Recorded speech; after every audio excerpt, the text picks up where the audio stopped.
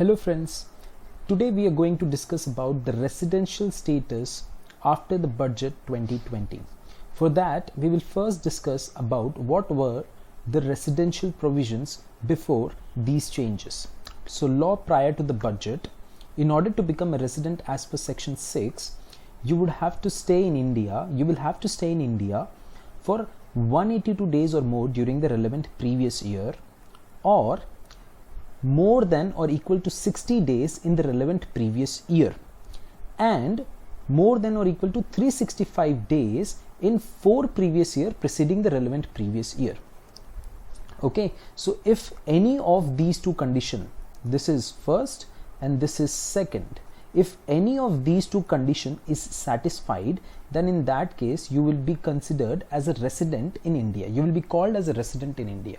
Okay, and after that, if you're called as a resident in India, then there is a concept of resident and not ordinarily resident.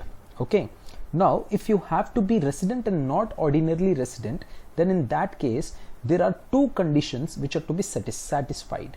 The first one is if he is a non-resident in 9 out of 10 previous years preceding the relevant previous year, and if he was in India for less than 730 days during 7 previous years preceding the relevant previous year. Okay, this was the residentialship status before the budget 2020. Okay, however, and also there was an explanation to section 6.1. What was that explanation? Now, for Indian citizen or a person of Indian origin, the period of 60 days will be substituted by 182 days. This explanation, as we all know, this explanation was provided for Indian citizens and person of Indian origin who were working abroad and used to come to India for a vacation or for other activities. Okay, in order to provide relaxation to them, the period of 60 days in clause 2 was substituted by 182 days, meaning if an Indian citizen or a person of Indian origin used to come to India for a period of 182 days or more in the previous year, he would be resident. If his stay was in India was less than 182 days, then in that case he would not be called as a resident. Okay, now in the memorandum to the budget 2020, it is clearly explained that certain persons were misutilizing this explanation. There was misutilization of this explanation by certain person. Now let us consider this with the help of an example. Over here I have drawn a character named Mr. Pelia. Okay. Now Mr. Pelia used to come to India for less than 182 days, do business and leave India without becoming resident of India. Since his stay in India was less than 182 days, he would be considered as a non-resident. Okay, the residentialship condition which is specified in clause 1 of section 6.1 did not satisfy, and hence he would leave India as a non-resident. Okay, due to which what was happening? Due to which he was not liable to pay tax on income accruing or arising outside India. Okay, I'll explain you the reason behind this, and also he was not liable to disclose his assets outside India in the return of income. Understand the chronology over here. Okay, so what was happening was Mr. Pelia, okay, he is an Indian citizen. In this example, he is an Indian citizen. What he has done over here, he earned money in India, he took that money outside India and is also earning huge sum outside India also. Okay, now he has misutilized this explanation by staying in India for less than 182 days. He was doing business and he was leaving India as a non-resident, because of which income accruing or arising outside India, that is from the businesses, okay, which was started outside India, from the money which was earned in India, he was not paying any tax in India on that income. Okay, since he was non-resident, income accruing or arising outside India, he was not liable to pay any tax on that. And since he was a non-resident, he was not liable to disclose his assets in the return of income.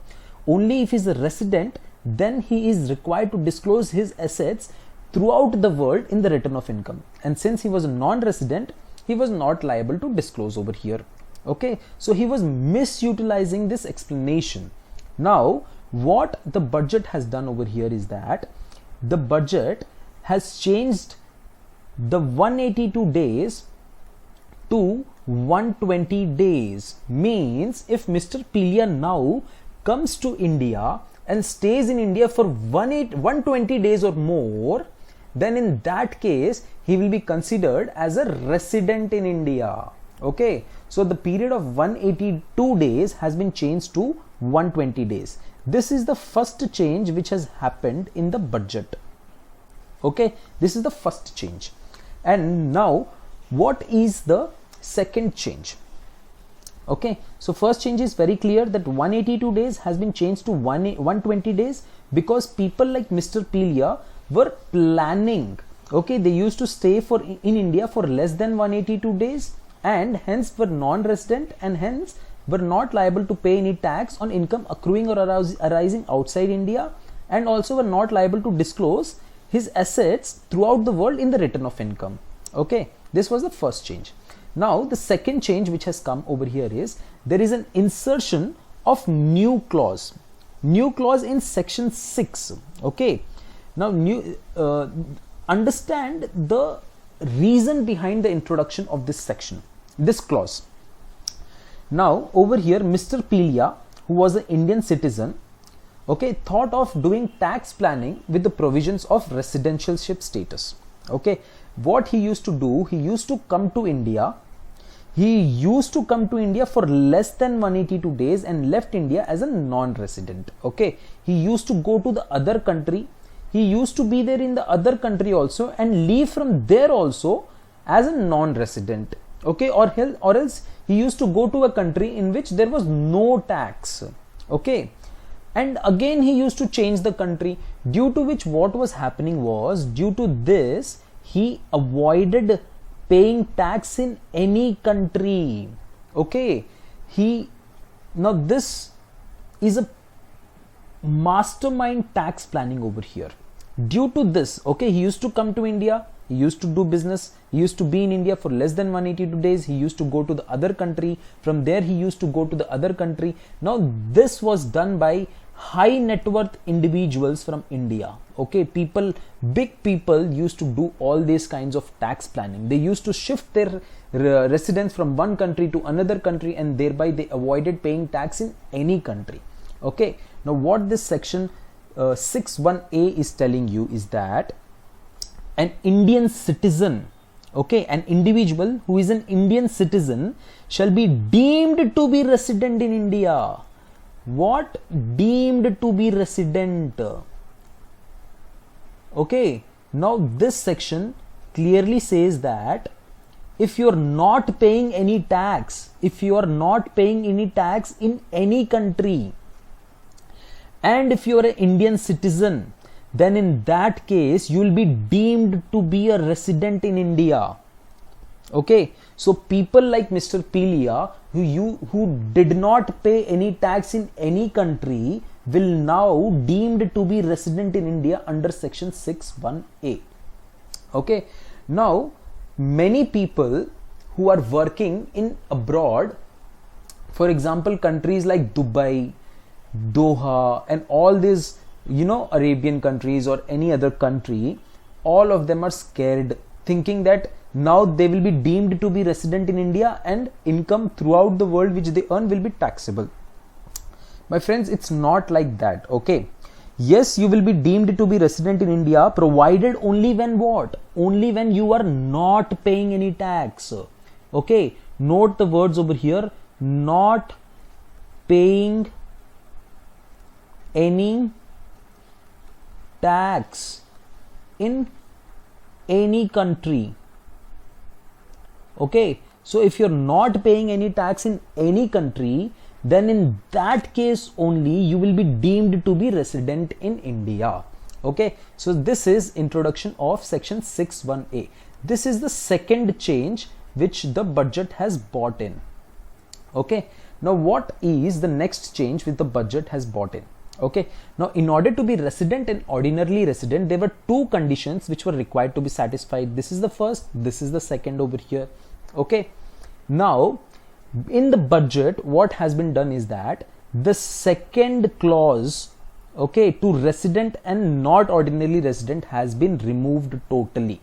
Now this clause will not be applicable, and in this clause, if he is non-resident in 9 out of 10 previous years, has been changed to 7 out of 10 previous years.